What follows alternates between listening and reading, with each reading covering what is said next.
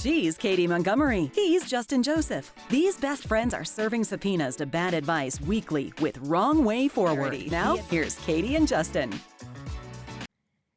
Hi, everyone, and welcome to Wrong Way Forward. This is the podcast where we roast advice. My name is Katy Montgomery, and I'm here with my best friend, Justin. Katy, you need to, for our YouTube viewers, you need to fix your glasses. I think they're caught up in your headphones. Do you see yourself?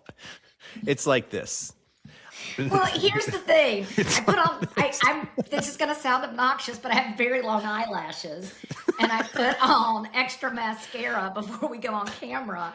And my eyelashes are hitting my glasses. Oh. But I need the glasses to read the text. It is. So something's got to give here. I've either got to be eyelashless. I've either got to have I can't read the script, or we're not going to be wearing, glasses at all. It is a preview of Buttloxy bimbofication. His eyelashes bimbofication. But a bimbo wouldn't wear glasses unless she was playing like a naughty secretary. Well, I've never understood that. We're going to talk about bimbofication in the show, but I don't know why they're calling it that. I'm excited to talk about it as long as I don't have to say that word, because I'll butcher it. I'm not very good with the English language. So. Well, like the other hard word to say right now is apocalypalist. Have you seen this AI movie that's out? It's called How I Became an Apocalypalist. It's these people who are so freaked out about AI that it's going to end the world. Anyway, we'll talk that in a future episode. You know what? Another word is really hard to say that I'm not even going to say it, but we're about to celebrate 250 years of the founding of our country, and that's a word I can't. Founding? What word? It's like a something centennial, but it's a really hard word to say too. Another word that's hard to say? Yeah, there's a lot. I'm sorry. Just kidding. I love how you said founding. I mean, Justin, the bar's not that low. I'm not that dumb. I'm actually not a bimbo. I'm actually the opposite of a bimbo. No, okay. I was talented and gifted, Justin. I was you were not. Talented and gifted? I know. Oh, we should take a live on-air test for talented and gifted and see what that looks like at 52. Well, it's so funny because I begged my mom all the time to tell me what my IQ was. And she said, never going to tell you, Katy, you don't need to know that. Let's just say you barely made the cutoff. Well, I've told that story there that my mother dragged me up for talented and gifted. And kept saying, stop bringing him. And then my brother. That was me giving a low blow. But let's get back to the topic. Okay. We are here to kind of talk. Enough with all of the fun of the show. Enough with all of the fun. We'll save that for Block C. But we're here to kind of talk about advice. And there was a really interesting question in the New York Times in the ethicist, talk about another hard word. And I'm going to read that to you. Okay. It says, my wife doesn't work and she depends on me financially. This is an agreement we've had for years and it works well for both of us. We live comfortably, but on a tight monthly budget. When I met her 10 years ago, she didn't smoke. I knew she had smoked before, but she assured me that she had stopped entirely. Some months ago, though, she started smoking again. We talked about it, and I told her my position was that obviously she was free to smoke as long as she did so outside the house, and that the money for her cigarettes would not be included in our budget planning. She would somehow have to find the money somewhere else. I think her smoking is terrible for us as a family since it increases the chances of her getting sick, and I don't want to have anything to do with that. But it's clear that she resents my position. I have never said no to something she has asked for, and this is creating a division between us. Should I pay for my wife's cigarettes?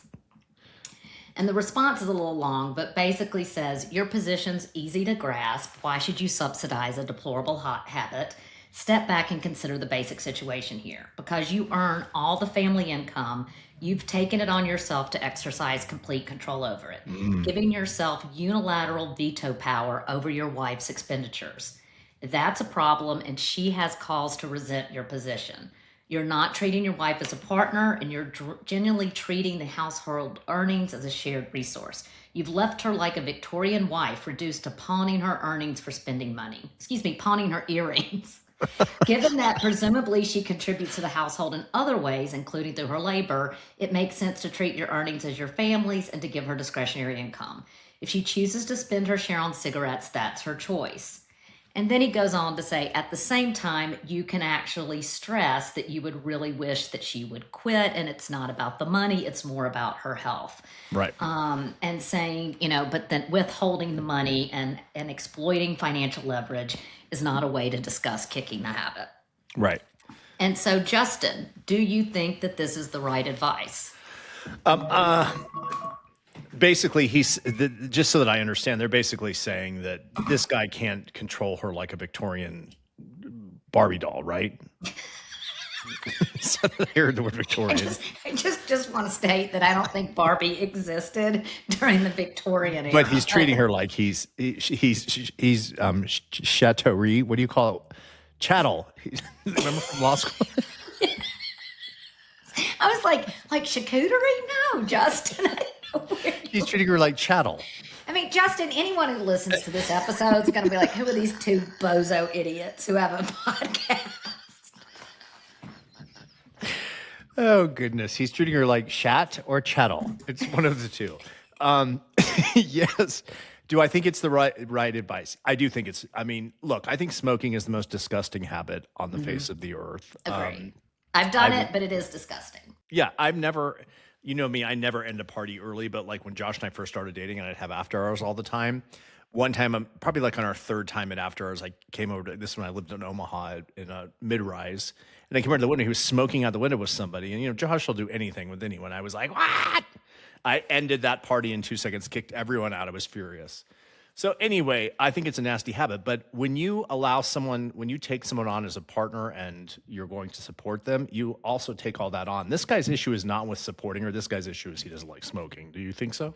I mean, I think so. I think my bigger issue that I think the ethicist from the New York Times doesn't cover is this is a slippery slope, right? If we start to withhold funds because we don't approve of how it's being spent, we could say, okay, well, you're putting on a few extra pounds. I don't agree with your purchase of Snickers, or, I don't agree with your purchase of porn, or I don't agree, with your having the second martini. I mean, this, I think, is a slippery slope. And once you start to kind of have a do and don't list, it is starting to exert a kind of control, and it's getting away from what the original intention was, is that this is how we're going to handle our shared finances. And I am the sole breadwinner, but again, and I think the ethicist is correct, is that there's an assumption that that person is bringing something to the table, taking care of the home, taking care of, certain things that he is not, and that they are, therefore contributing to the household. Right. She needs to start a business called Homemaker LLC. And every week she needs to invoice him for her work. And then she will be making her own money. And then she can do what the hell she wants. What do you think about this, though, Justin? I'm sorry to mean to interrupt you, but, he was very clear that he was anti-smoking before they started the relationship and before they started this financial arrangement. She said, I do not smoke. I have stopped it entirely. And then she picked it up in the last 3 months. Yeah. So is that dishonest? Yes, I think that's totally fair that he was upfront with that. The issue he's having now is that it's back in, and he can this is all about how he approached this. He can say that was a deal breaker before, it's a deal breaker now, not okay. You don't bring the money into it. That has nothing to do with this situation. Well, I think what I keep wondering is, he says you can smoke as long as it's not in the house. I think that's a fair rule, right? Because no one wants to be around secondhand smoke. You don't want it in your carpet and in your fabrics. But I think it's interesting that he says you have to find the way to pay for it. She's not gainfully employed. She is. Where does he expect as his her? wench? Yeah, I'm like, what is she gonna do? Like, is he telling her she needs to go get gainfully employed? She needs a side gig. She needs to pick up a few babysitting hours. I don't understand where he thinks this money's coming from. And then that changes the whole dynamic based on how they arrange their finances to begin with. Yeah, he's a giant asshole. Let me just say that. He really is a giant asshole. I think so. I mean, the issue with saying you can smoke outside, you're still not okay with it. I mean, my mother smoked for many years and then she quit. And you could always tell when she was cheating because you could smell it, even, no matter how good hygiene she had. You can always smell it. And that's what his issue is. So, yeah, he needs to just confront it and say, I can't be with a smoker. That's really what he's saying. He does. Then it becomes an issue of how attracted he is to her. It's not just about the smoking. I think he's not attracted to her. If Josh took up smoking, I would lose all attraction to him. See, I really did not expect us to go to this space. I think you jumped about 65 steps. I really did not think that this was bigger and this is something about attraction. I think smoking is very, very, it is something that is very divisive. I have somebody that I'm coaching who one of the things that we've been coaching on is how to establish boundaries around the person she's with who smokes. And, Fascinating. she understands that it is an addiction. She understands that it's complex and nuanced, but she said, I can no longer be around it, for my health, for my, ability to breathe clean air. And I think what you're right is like when we used to go out and everyone was smoking in college, you become immune to it. When you're in a clean space and someone comes in, even just one person that's smoking, it's like, it's exacerbated. It smells, it's so intense. And like, what about vaping? I mean, like, that's the new thing. I was walking down the street the other day, and this woman just leaned over and vaped. And I'm like, I mean, she just looked like a different person to me the minute I saw her do that. And like, she went from like normal to disgusting. Well, that's a judgment thing. I mean, Totally. I don't want to, I'm probably going to lose the wrong way half of for our a podcast. Well, I'm probably going to lose half of our viewership, but I was raised in a generation where you didn't get lots of tats and you didn't have sleeves and legs and it was a class distinction. I mean, my mother talked so much smack about people with tattoos. But that's the South in you. And I still will see somebody, and again, I catch myself, but I will see somebody very well spoken, very well educated, covered in tats, and it's dissonance for me. It just doesn't make sense. 100%. I can't. And so I think it can be hot too. Thing. I mean, when I was younger, it could have been hot. I will say this: we were at dinner the other night. Well, we went to dinner probably a month ago. We go to the same places all the time. Yeah. And we had cocktails, and we went to this bar or this restaurant. We sit at the bar, and the server was very attractive. He had some tattoos, but he was very attractive. And so we went back there last week, and he comes up, and I see him from the back, and I'm like, oh, it's the attractive server. This is why we come here all the time, of course. And he turned around, and he had a tire track tattoo across his face. No. And I was like, I just stared. I'm like, you ruined that face with that tattoo, but that's what he did. Yeah, but I think these are kind of preconceived judgments. I think the thing about vaping and smoking. Yesterday, I was getting a pedicure, and in DC, pot is legal, and I'm always like, everybody, just do a gummy. Like, let's just do a gummy. Oh, 100%. The smell of it makes me just nauseous. And so I'm sitting there trying to relax. I'm getting a pedicure, and all of a sudden, they had both the back door and the front door open, and right where I get my nails done, there are about 15 private DC high schools. And it was around 3:00, and then all of a sudden it was pot central. I mean, I just think people were, and I just looked at her, and it was so overpowering. And she goes, "Oh my gosh!" And the nail they're lady probably vaping it too, right? It's probably a vape. I mean, I don't know, but she jumped up and she had to shut both of the doors. And so, living with that, I think that I could see. I don't think he's necessarily an asshole. I would be like, I don't want this in my house. I don't want to be around that smell.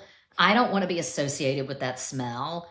I don't want to do this. I could see how maybe he's not being a controlling dick. He's just like, it's the first thing that comes to him. It's like, we're not paying for this. So I don't want to necessarily label him an asshole. Well, let's discuss it on the other side. We'll come back on the other side, talk about vices in the house, what they look like, how they make us feel. Of course, we always welcome your thoughts. Text us on our text line at 720-251-4450 or email us at wrongwayforwardpodcast@gmail.com. We'll talk about it on the other side. We'll be right back. You've been listening to Wrong Way Forward, where bad advice goes to die and then gets resurrected just so we can roast it again. If you're enjoying the chaos, hit like and subscribe and come back every Thursday for new episodes. Have a new topic or some disastrously bad advice you want to dissect? Email wrongwayforwardpodcast@gmail.com. Include your contact info. Now back to Wrong Way Forward.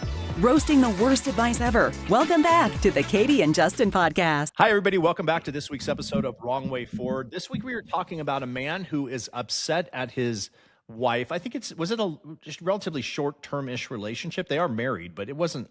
I mean, they've been married for 10 years, but she's only recently picked back up smoking over the last 3 months. Yeah. That's the short duration. And he doesn't want to pay for it. I think there's something much deeper. I think this goes beyond just his checkbook. I think he's having attraction issues and is questioning the relationship. Katy thinks I'm nuts. Shocking.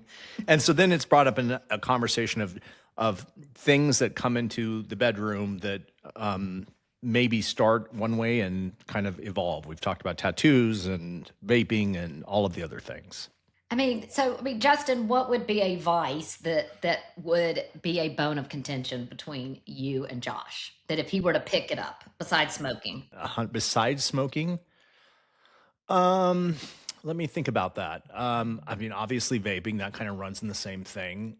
I would say lethargy. What's the word? If you're lethargic.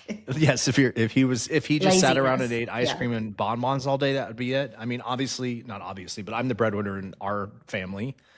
We never have those kinds of conversations. He does his thing, I do mine. We share income, all of that. But I've never once, and that's because also Josh, I've never once been like, gosh, you're overspending. But if he sat on the couch all day and never left the house and the only money he spent was on ice cream, that would be a problem. Yeah, I think if somebody had a porn addiction, I think if that would be a bother problem. me. And particularly spending money, which I think kind of leads into block C. If you're actually paying for something, like if you're just watching some free stuff here and there, or you're watching some Cinemax late at night, whatever. But if you're like spending dollars upon dollars on that, I think porn addiction? that would bother me. Yeah. Oh, 100%. I think whether you were spending money on it or not. I mean, I think I don't know. I don't pretend to know what women do, but I think some women watch porn. I know a lot of men who watch porn, especially gay men. But if it was something that was happening a lot, and I don't know how you would know that, but I guess you would. I don't know. Yeah, I don't that know. I would be think a huge another problem. vice would be A sex addiction. Yeah, and I think you and I both enjoy a cocktail. I think what would bother me is at this age, if I had someone who frequently went out to a bar by himself. Oh God, And that's so, a non-negotiable. yeah, like went to a bar, went to a place, like, okay, having going and having lunch on a Saturday when you're by yourself but somebody who just regularly frequents a bar by himself, that's a vice that would start to bother me. Yeah, and a bar that's known for those kinds of people going there, where they're all the regulars, that kind of bar. Yeah, that would be a huge problem too. Yeah. Um, But I think this is interesting. I think, there's a lot of people who aren't talking openly about their finances. And it's interesting. My parents had two separate checking accounts. They never, ever, ever Their whole operated life? the entire duration of their marriage. And my father, unfortunately, teachers are very underpaid, made more than my mother. And so he paid for kind of big ticket items, but they had separate accounts. And in the so end, to the end. till the end. And so, so my dad paid for, larger ticket items, but, he never saw what was coming in and out of a checkbook. He might see something new in the house and put it together. She never kind of, monitored him. And the idea is they kind of arranged who would cover what type of expenses. Fascinating. Yes. And it's so funny. If I ever got married, it'd be like, of course we're going to have separate accounts, because how do we manage it? How do I know what you're doing, what I'm doing, and kind of trusting? But I think this is interesting, is I think a lot of people, and I think particularly now in America, we know this, people aren't talking with their parents about this. They're not talking with their children about it. They're not talking with their spouses about it. And they say, I think, in the Catholic Church, a lot of people have to do the mandatory course before you get married. Yeah.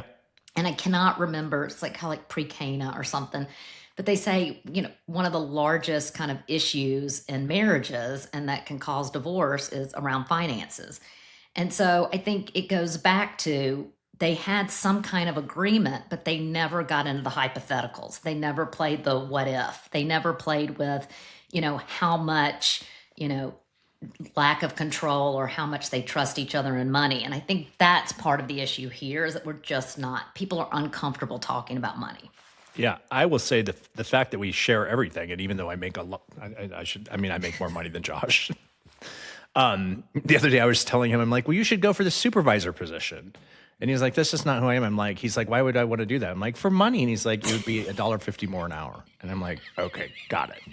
Yeah, $1.50 and after taxes, it would be like nothing. Yeah. So anyway, my point is, but because we share everything, I don't have to worry if I go out and buy nice things because I'm not feeling guilty. He can go out and buy something he just would never do. He doesn't do that. Like when we go on a trip. I would like to flash back to one of our previous episodes when Josh didn't buy the Kroger brand turkey and bought the boar's Well, head turkey, and that you got is an really issue. pissed. Well, that was because that was like COVID when I was like, oh my God, I'm going to be broke. And he was out, and I'm like, coupons. We still cut coupons. Do you cut coupons? Well, yes, and it was really funny because the other day I was with my niece and my nephew, and we were going into CVS, and I'm like, and I always tell them, like, this is how much you have to spend. And then they immediately, as soon as I say a number, they start negotiating. I mean, it's crazy. And I said, well, we're going into CVS, and I'm only going to spend this, but I think I have a coupon. And my niece Betty said, what's a coupon? And I literally almost fell over. And I'm like, if my mother was alive, she would have gone apeshit crazy on you. I love a coupon. I mean, when we're making us dinner, I want to go out and I want to go to the butcher and buy a nice piece of meat. But otherwise, we use coupons all the time, and I love it. Yes, why not?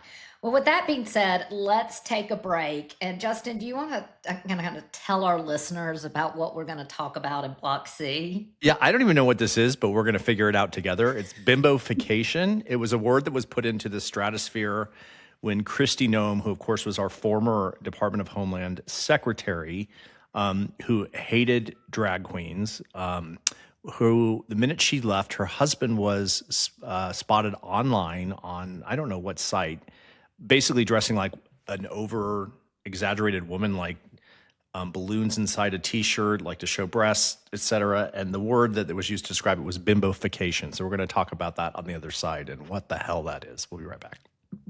Thanks for streaming Wrong Way Forward, the weekly reminder that advice is usually free for a reason. We call out bad advice wherever it hides: boardrooms, break rooms, and even book clubs. Enjoying this dumpster fire? Like, subscribe, and check back every Thursday for new episodes. Want us to roast your favorite piece of nonsense? Email us at wrongwayforwardpodcast@gmail.com. Be sure to include your contact info. We're not psychic, just judgmental. And now, back to Wrong Way Forward. Roasting the worst advice ever. Welcome back to the Katy and Justin. And we're back. And Justin, I've got my glasses back on, so no comments.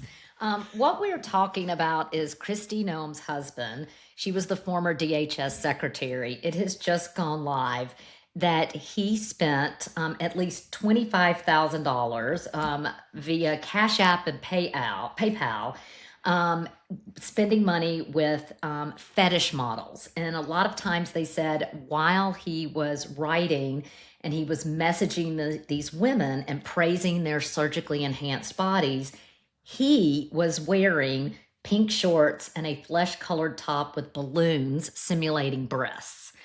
And so they are calling this the bimbofication of women, which is very interesting because you probably heard that there is something called the MAGA look. So if you look at all of the women in Trump's cabinet, they all Kimberly have this Garfoyle. look, right? Where it's, heavy makeup, very long hair, enhanced lips, heavy blush. And so it's interesting that we're talking about bimbofication. And I think some people might even argue that the women, and they've shown these women kind of prior to kind of taking on these roles and being kind of part of the administration, that they didn't necessarily look that way. And it's kind of a MAGA look. So it's interesting because I don't even necessarily think it's just a MAGA look. I mean, you look at the Lauren Sanchez's, I don't think she's MAGA, but she may be. This Kardashians, it's just I think it's anymore. That's that look when you have money and are, I don't know, gross. Let's see. Yeah, I think the key word is gross, because I don't think, when I think of a woman with money, I do not think of exaggerated breasts. I don't think heavy makeup. I think someone looking very kind of more natural, more in proportion, more tasteful. That's what I think when I think the look of money. I think this is maybe, I mean, running in that Hollywood circle of money, but I guess MAGA doesn't. I'm trying to figure out what the thread that runs through all of them are. And it's not MAGA. It's not money, obviously. It's age. I don't know. But what do you think about this bimbofication? And do you think men can be bimbo? I guess I'm not shocked because, again, it just never fails. The minute someone gets too on the gaze about something, it bites them in the ass. And I can point to 10 examples of where someone who came for the gaze, there was always something behind it. And they're saying there's no way she didn't know. Well, and it's probably subconscious even, right? it's like you're subconsciously aware of it. You're picking up, it's not right in your face. He hasn't said, look, I'm a cross dresser and I'm, spending money on a fetish. But she's probably subconsciously picking up these things and then projecting it through hatred of others. Right. And now it makes sense why she was having the affair with Corey Lewandowski, which she's been having forever. And remember, at her recent hearing, the husband was behind her, and everybody was like, how can the husband be on this shoulder and Corey Lewandowski on this shoulder? And the senators are asking her to her face, are you having an affair with this guy? And the husband's there, and we thought it was so crazy. Well, the only logical answer to that is because she knew he was a cross-dresser, and he knew she knew he knew. And he didn't care that she was doing him. So that makes all sense. Well, it's so interesting because they're from South Dakota, and you visited me. I lived for a year in South Dakota when I clerked for a federal judge. And South Dakota's this really kind of weird place. It's amazing, the nicest people you'll ever meet. But it's conservative, yet it's got liberal pockets. And I've even read some headlines that are like, all the people in South Dakota, like their neighbors and friends, feel bad for him and can't stand Christie. And so I think this is interesting, this very conservative state, and where they're kind of taking sides. So interesting. Well, I asked ChatGPT, what is bimbofication? And it talked about often exaggerated looks, a transformational trope, highly focused on appearance, seen as carefree, flirtatious, attention-seeking. And then I said, well, why are men attracted to it? And they said, it's less about attractive and more about underlying psychological themes. Well, no shit there. And then it says humans are wired, and it says blah, blah, blah. Exaggerated femininity signals sexuality. I don't know. I don't want to know. I just will live in my bubble. To me, and again, I'm going to, pull the gender card, is that we don't call men bimbos. It's usually a term that's reserved for women. But when I think bimbo, I think stupid. Yeah. And interesting. I just think what's interesting is I've just never had a desire to be friends with stupid people. I mean, even though we kind of came off dumb at the beginning of this podcast, I don't want to be friends with stupid people. I don't want to hang out with stupid people. I want to be around people that make me smarter and better. So I don't find the bimbo thing attractive at all. Me either. Well, we will continue to live in our bimbo bubble. That's all for this week's episode of Wrong Way Forward. Let us know your thoughts on what bimbofication is. And if you have bimbos in your own life, our text line is 720-451-4450. And of course, you can always email us at wrongwayforwardpodcast@gmail.com. Katie, we'll see you next week. See you next week. All right, that's a wrap on this week's episode of Wrong Way Forward. Remember, the only thing worse than taking bad advice is giving it. If you've liked what you've heard, like, subscribe, or follow us wherever you stream podcasts. And if you've got a topic or need some advice we'll probably regret giving, email us at wrongwayforwardpodcast@gmail.com. Thanks for listening to this week's episode of Wrong Way Forward.